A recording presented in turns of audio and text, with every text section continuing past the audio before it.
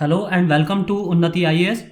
शैक्षिक प्रशासन और प्रबंधन की के सिलेबस में हमने पहले के टॉपिक्स में अपने पहले के लेक्चर्स में सारे टॉपिक्स की बात की थी।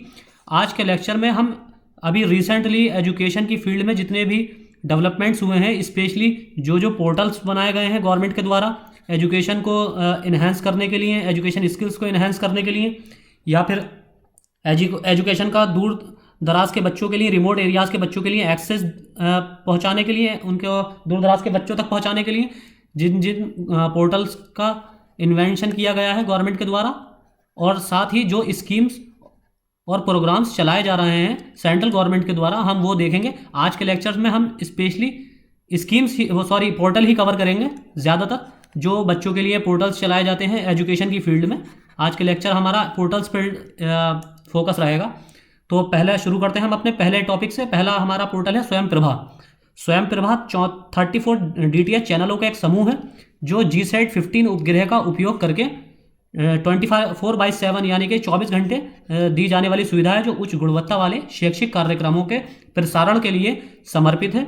हर दिन कम से कम 4 घंटे के लिए नई सामग्री होती है इसमें, जो एक दिन में 5 बार दोहराई जाती है, जिससे छात्रों को अपनी सुविधा का समय चुनने में मदद मिलती है। यानी कि इसमें एक प्रोग्राम को दिन में 5 बार दिखाया जाता है, 4-4 घंटे के पीरियड्स के अकॉर्डिंग, ताकि बच्चों को अपने टाइम के अकॉर्डिंग कंफर्टेबल और फ्लेक्सिबिलिटी के हिसाब से बच्चे देख सकें, जिससे छात्रों को सुविधा का समय चुनने में मदद मिलती है। और चैनल 20 गांधीनगर से अपलिंक किए गए हैं। गांधीनगर गुजरात में है।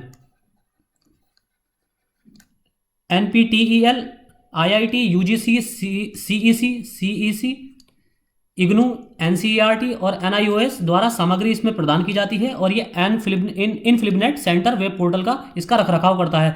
आप एक चीज़ नोटिस करेंगे कि जितने भी पोर्टल बनाए गए हैं उसमें 99% का रखरखाव इनफ्लिबनेट सेंटर वेब पोर्टल द्वारा किया जाता है, इसलिए याद रखने में भी आपको मुश्किल नहीं होगी कि अगर क्वेश्चन में अगर पूछा जा सकता है कि स्वयं प्रभा या किसी अन्य पोर्टल का रखरखाव किस संस्था द्वारा या किस ऑर्गेनाइजेशन द्वारा किया जाता है, तो इनफ्लिबनेट सेंटर वेब पोर्टल या किस वेब पोर्टल द्वारा इनका रखरखाव किया जाता है।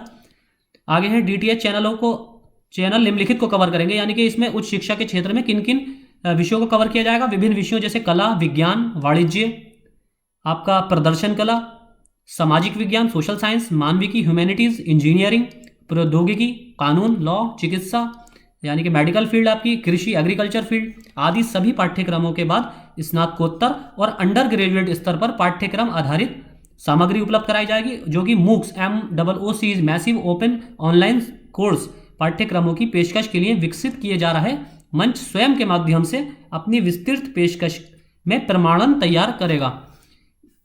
यानी कि इसमें लगभग उच्च शिक्षा के सभी हायर एजुकेशन के लगभग सभी ही सब्जेक्ट्स को कवर किया जाएगा। इसी तरह स्कूली शिक्षा जो कि 9 से 12 तक होती है, उसमें शिक्षक के प्रशिक्षण के साथ साथ, यानी कि टीचर्स की ट्रेनिंग के साथ साथ भारत के बच्चों के लिए शिक्षण और प्रशिक्षण के लिए मॉड्यूल, उन्हें विषयों को बेहतर ढंग से समझने में मदद करने के लिए, और पेशेवर डिग्री कार्यक्रमों यानी कि प्रोफेशनल डिग्री कोर्सेज में प्रवेश के लिए प्रतियोगी परीक्षाओं की तैयारी में भी उनकी मदद करते हैं। यानी कि ये स्वयं प्रभा चैनल क्या करता है, स्वयं प्रभा चैनल का एक काम ये भी है कि जैसे 12th के बाद जो बच्चे हायर डिग्रीज की तरफ, हायर एजुकेशन की तरफ मूव करते हैं, तो ज़्यादातर कोर्सेज में एडमिशन के लिए उन्हें ऑनलाइन एंट्रेंस एग्ज़ाम देना होता है। उस एंट्रेंस एग्ज़ाम की भी तैयारी यहाँ फ्री ऑफ कॉस्ट इन चैनलों पर कराई जाती है। छात्रों की सहायता कक्षा 11वीं व 12वीं जो प्रतियोगी परीक्षाओं की तैयारी करते हैं, जैसे कि ऊपर दिया हुआ है, डिग्री कार्यक्रमों में प्रवेश के लिए प्रतियोगी परीक्षाओं की तैयारी में भी मदद करता है। पाठ्यक्रम आधारित जो भारत और विदेशों में भारतीय नागरिकों के जीवन भर के सीखने वाली ज़रूरतों को पूरा कर सकते हैं, इस तरह के इसमें प्रोग्राम चलाए जाते हैं। फिर है स्वयं, जैसा कि अर्थ है इसका, स्वयं एक संस्कृत शब्द से निकला है। इसका संक्षिप्त रूप यंग एस्पायरिंग माइंड्स के लिए सक्रिय अध्ययन एक भारतीय व्यापक खुला ऑनलाइन पाठ्यक्रम है। ये उसी का ही एक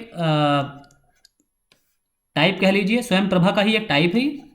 स्वयं एक पहल है जो तत्कालीन मानव संसाधन विकास मंत्रालय, जिसे अब शिक्षा मंत्रालय कहा जाता है, डिजिटल इंडिया के तहत भारत सरकार द्वारा सभी उच्च शिक्षा, माध्यमिक शिक्षा और कौशल क्षेत्र को कवर करने के लिए वेब पाठ्यक्रमों में एक समन्वित मंच और मुफ्त प्रवेश देने के लिए शुरू किया गया है। इसे 9 जुलाई 2017 को भारत के माननीय राष्ट्रपति द्वारा लॉन्च किया गया था।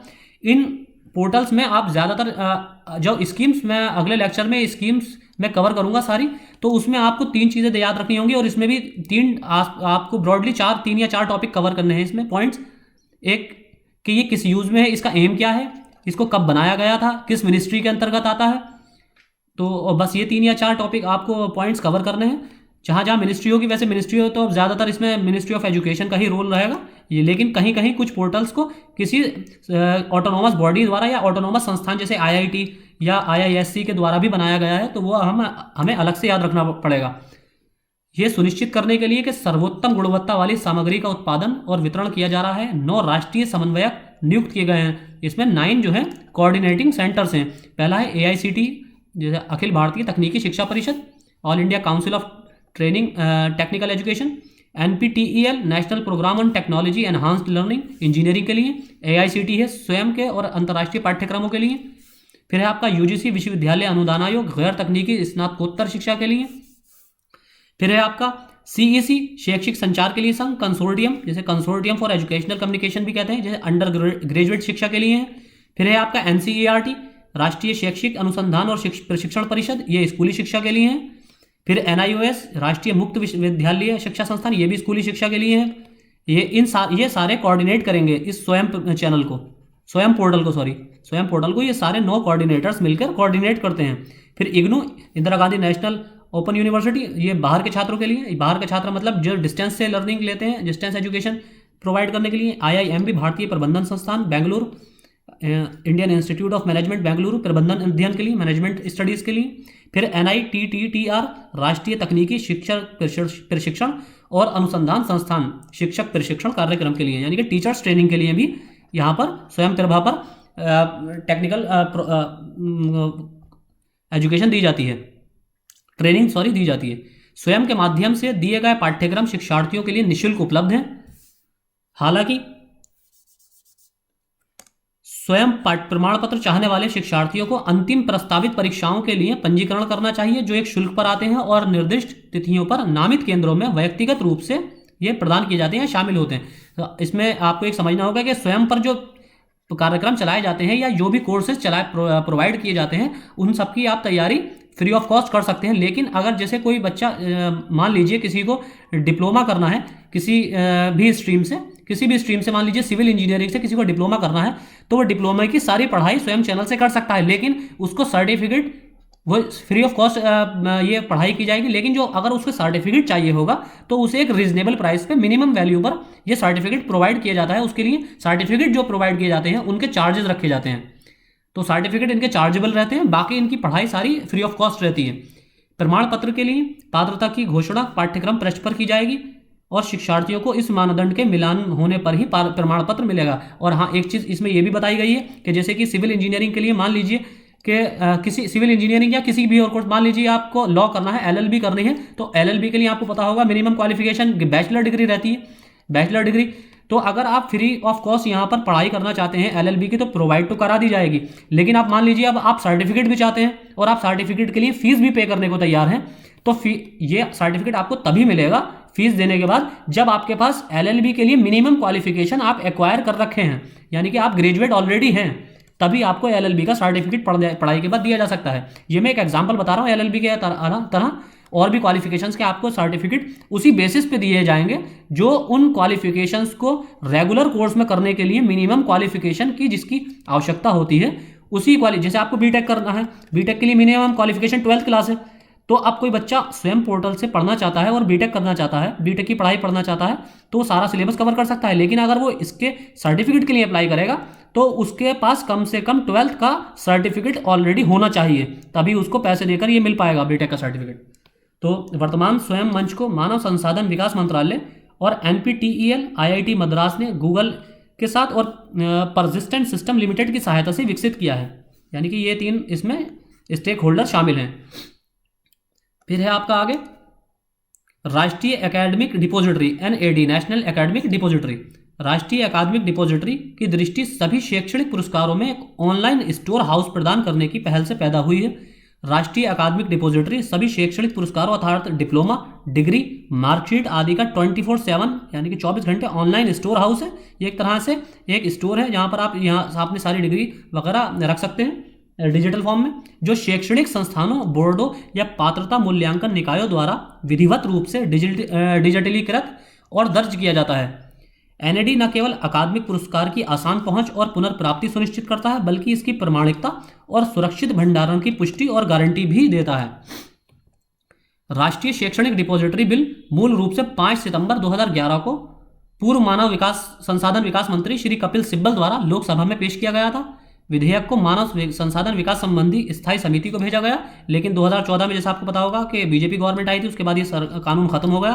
फिर केंद्रीय मंत्रिमंडल ये मोदी जी के नेतृत्व में 27 अक्टूबर 2016 को एनएडी की स्थापना की गई और संचालन पर मानव संसाधन विकास मंत्रालय के प्रस्ताव को मंजूरी दे दी गई, जो कि अब मिनिस्ट्री ऑफ एजुकेशन के तहत आता है, जो एनएसडीएल डेटाबेस मैनेजमेंट लिमिटेड और सीडीएसएल वेंचर्स लिमिटेड द्वारा सेवित है। इसकी सर्विस इसके द्वारा प्रोवाइड की जाती है।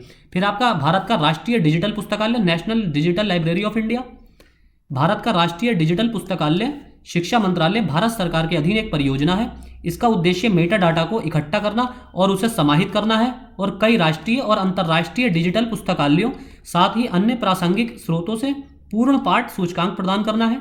यह एक डिजिटल रिपोजिटरी है जिसमें पाठ्य पुस्तक, लेख, वीडियो, ऑडियो पुस्तकें, व्याख्यान, सिमुलेशन, कथा और अन्य सभी प्रकार के लर्निंग मीडिया शामिल होते हैं। एनडीएलआई भारतीय भाषाओं और अंग्रेजी में कई पुस्तकों के लिए निःशुल्क पहुंच प्रदान करता है। पुस्तकालय को मई 2016 में पायलट बेसिस पर लॉन्च किया गया था। केंद्रीय मानव संसाधन मंत्री प्रकाश जावड़ेकर द्वारा 19 जून 2018 को पुस्तकालय को राष्ट्र को समर्पित किया गया, यानी कि 2018 को लॉन्च किया गया था। पहले पायलट बेसिस पर 2016 में शुरू किया गया, फिर इसको पूर्ण रूप से 2018 को लॉन्च किया गया।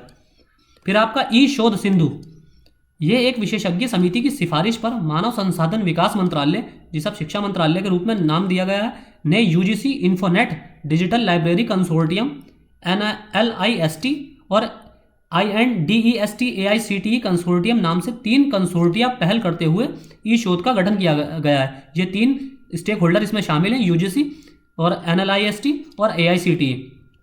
ई शोध सिंधु वर्तमान के साथ 10,000 से अधिक मूल जर्नल और विभिन्न विषयों के ग्रंथ सूची, प्रशस्ति पत्र और तथ्यात्मक डेटाबेसों की बड़ी संख्या में प्रकाशकों, केंद्रीय वित्त पोषित तकनीकी संस्थान, विश्वविद्यालय और कॉलेज जो यूजीसी अधिनियम के 12B और 12F अनुभागों के तहत आते हैं, इसके सदस्य संस्थानों तक के लिए अभिलेखीय पहुंच प्रदान करता है। फिर आपका ई कल्प creative digital learning environment for design नामक इस परियोजना को ई कल्प भी कहा जाता है, जो मानव संसाधन विकास मंत्रालय भारत सरकार द्वारा सूचना और संचार प्रौद्योगिकी के माध्यम से शिक्षा में राष्ट्रीय मिशन के हिस्से के रूप में प्रायोजित है। ई कल्प 3 संस्थानों IIT बॉम्बे में IDC, बेंगलोर में NID और IIT गुवाहाटी में DOD के साथ अन्य डिजाइन संबंधित संस्थानों और संगठनों के सहयोग से विकसित की गई है। और अगर आपको इसका लाभ उठाना है तो आपको इसके लिए DSource नामक वेब पोर्टल पर जाना होगा। इसके लिए DSource नामक वेब पोर्टल बनाया गया है। आप eCulp ढूंढेंगे तो DSource की वेबसाइट शो करेगा। ये D-Source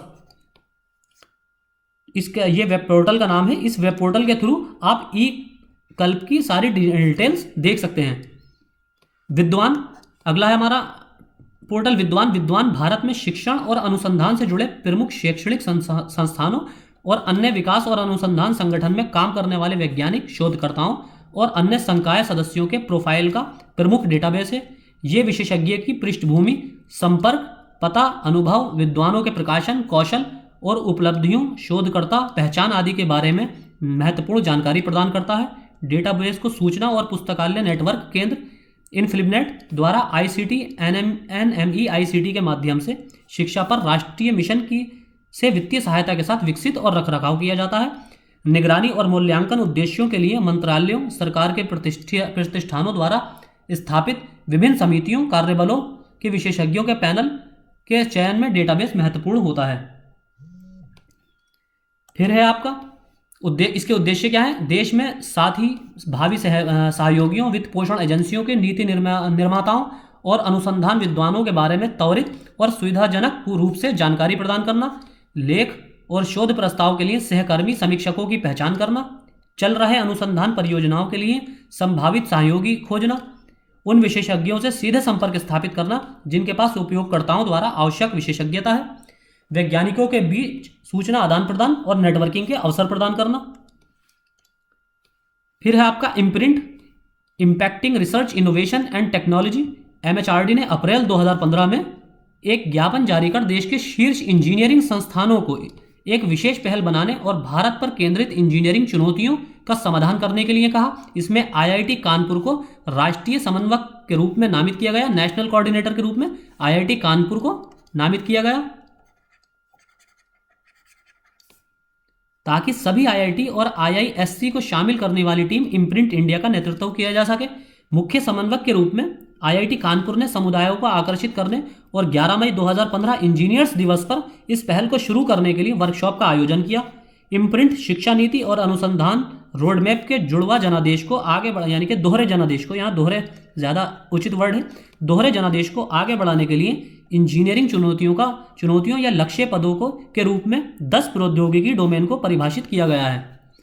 फिर है आपका DigiLocker digital India corporation DIC के तहत इलेक्ट्रॉनिक्स और आईटी मंत्रालय MEITE यानी कि ministry of electronics and information technology की ये डिजीलॉकर जो है, ये आपको याद रखना है, ministry of electronics and information technology की प्रमुख पहल है। डिजी लॉकर का उद्देश्य नागरिकों के डिजिटल दस्तावेज वॉलेट के लिए प्रमाणिक डिजिटल दस्तावेजों तक पहुंच प्रदान करके नागरिक के डिजिटल सशक्तिकरण के लिए है।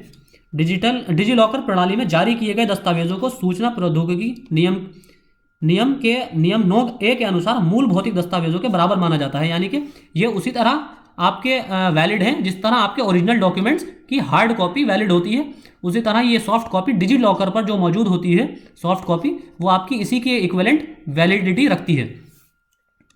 फिर है आपका राष्ट्रीय प्रौद्योगिकी वर्धित शिक्षा कार्यक्रम, जिसे NPTEL या national programme on technology enhanced learning कहते हैं। राष्ट्रीय प्रौद्योगिकी वर्धित शिक्षा कार्यक्रम की शुरुआत 7 भारतीय प्रौद्योगिकी संस्थानों जिसमें Bombay, Delhi, IIT Bombay, IIT Delhi, IIT Kanpur, IIT Kharagpur, IIT Madras, IIT Guwahati और IIT रुड़की द्वारा भारतीय विज्ञान संस्थान IISc बेंगलुरु, भारतीय विज्ञान संस्थान IISc बेंगलुरु के साथ 2003 में की गई थी। ये 5 प्रमुख विषयों की पहचान की गई, अर्थात सिविल इंजीनियरिंग, कंप्यूटर विज्ञान और इंजीनियरिंग, इलेक्ट्रिकल इंजीनियरिंग, इलेक्ट्रॉनिक्स और संचार इंजीनियरिंग और मैकेनिकल इंजीनियरिंग, और वेब वीडियो प्रारूप में 235 पाठ्यक्रम इस चरण में विकसित किए गए थे। फिर है आपका शोध गंगोत्री, ये भी एक पोर्टल है, जबकि शोध गंगा भारत में विश्वविद्यालयों के लिए प्रस्तुत पूर्ण पाठ शोध का एक भंडार है। शोध गंगोत्री PhD कार्यक्रम के लिए खुद को पंजीकृत करने के लिए अनुसंधान विद्वानों द्वारा भारत में विश्वविद्यालयों को प्रस्तुत शोध विषयों का सारांश प्रस्तुत करता है, यानी कि शोध गंगोत्री किसके लिए है?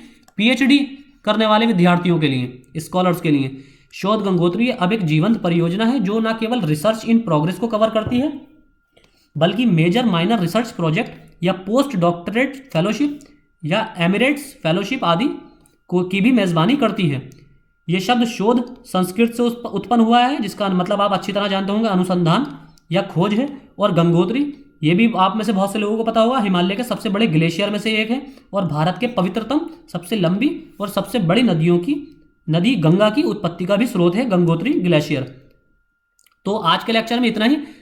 मैं आगे स्कीम्स, हमारे यहाँ स्कीम्स के लेक्चर बनाए जाएंगे और scheme and programmes in the field of education, recent जो स्कीम और प्रोग्राम चलाए जा रहे हैं। और एक चीज़ और मैं आपके लिए स्पेशली कोविड-19 के दौरान जो गवर्नमेंट को, जैसे कि आपको पता होगा सारे स्कूल और कॉलेजेस बंद थे, लेकिन एजुकेशन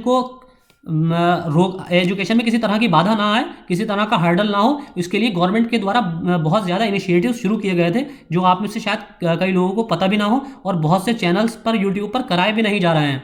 तो मैं आपको सारे जो कोविड-19 के दौरान स्पेशली जो प्रोग्राम्स और पोर्टल्स जो चलाए गए हैं बच्चों के लिए या हायर एजुकेशंस के लिए, वो मैं सारे आपको अगले लेक्चर्स में कवर कराऊंगा। मैं चाहता तो सारे एक लेक्चर में कवर करा लेता, लेकिन वो ज़्यादा हौच पौच हो जाता और आपको याद रखने में भी, उसको रिटेन करने में भी बहुत परेशानी होती। तो इसलिए मैंने सोचा है कि मैं कोविड-19 वाला एक लेक्चर अलग लाऊंगा। इसी तरह प्राइमरी स्कूल्स के बच्चों के लिए, प्राइमरी के बच्चों के लिए जो प्रोग्राम्स और स्कीम्स चल रही हैं, उनके लिए एक अलग लेक्चर ताकि आपको आसानी से याद रहे। फिर सेकेंडरी एजुकेशन के लिए एक अलग लेक्चर लाऊंगा, उसके लिए आपको याद रखने में आसानी रहेगी। इसी तरह हायर एजुकेशन की स्कीम्स का एक अलग लेक्चर आएगा। इसी तरह प्रोफेशनल कोर्सेज के लिए और रिसर्च प्रोग्राम्स के लिए ये सारे लेक्चर्स मैं अलग अलग लाऊंगा, और आप 3 या 4 दिन में हम सबको कवर कर लेंगे। फिर उसके बाद जैसे कि मैं सारे टॉपिक्स की एक कंबाइंड वीडियो डालता रहा हूँ, उसी तरह इसकी भी एक कंबाइंड वीडियो सारे जितने भी स्कीम और प्रोग्राम्स हैं और पोर्टल्स हैं उसकी एक कंबाइंड मर्ज वीडियो चैनल पर अपलोड कर दी जाएगी, ताकि आपको रिवीजन में आसानी हो, परेशानी ना हो, आप 3-4 बार आराम से रिवीजन करके उसको रिटेन कर पाएंगे। तो आप तब तक के लिए फिर थैंक यू। आज के लेक्चर में इतना ही। Okay, thank you.